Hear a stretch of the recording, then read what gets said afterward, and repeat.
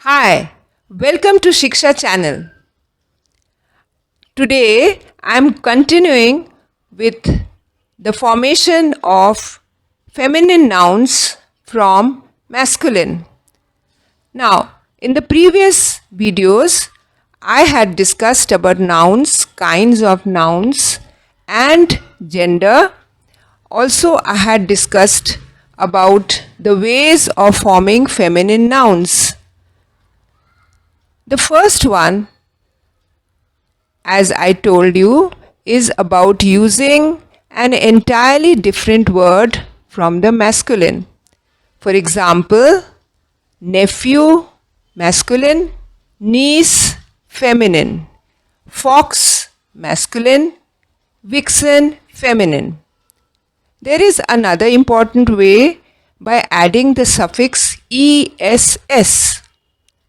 Example: shepherd, shepherdess; author, authoress. And there are many more which you can keep on seeing while reading novels, storybooks, newspaper, your study material, etc. There is an exception in adding the suffix ess in certain masculine nouns while changing it into feminine.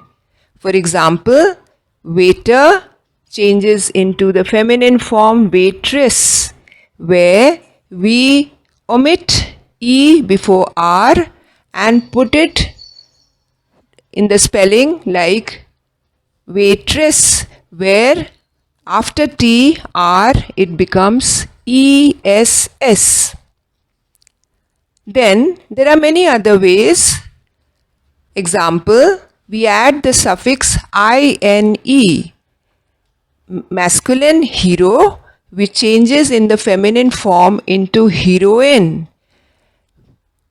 Like this, there are other ways also. Now, another important way I'm going to tell you, that is by placing a word before or after. For example, the masculine grandfather becomes grandmother, like a compound word. Then landlord, landlady; peacock, the masculine form; the feminine form, peahen. Then we have salesman, which becomes saleswoman. So like this, you'll get a collection of masculine gender, feminine gender, common gender, neuter gender, which are easier. Thus, we can revise them once again. Nouns are the name of a person, place, animal, thing. Nouns are used in daily life.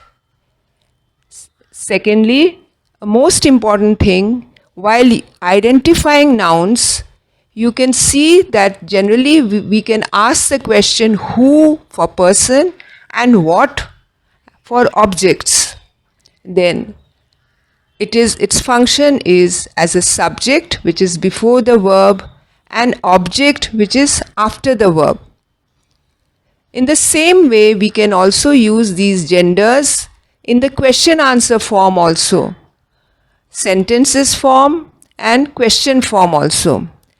We'll do one or two and then we'll continue in the next class.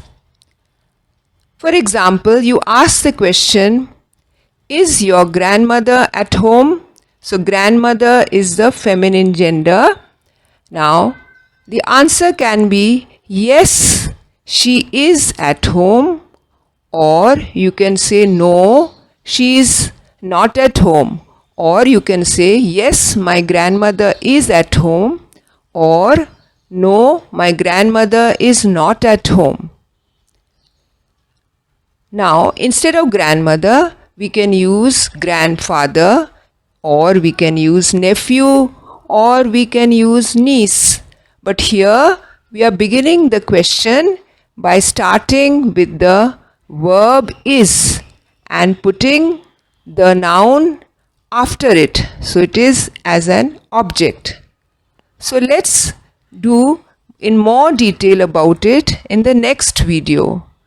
Till then, stay tuned and thank you for watching and listening my video.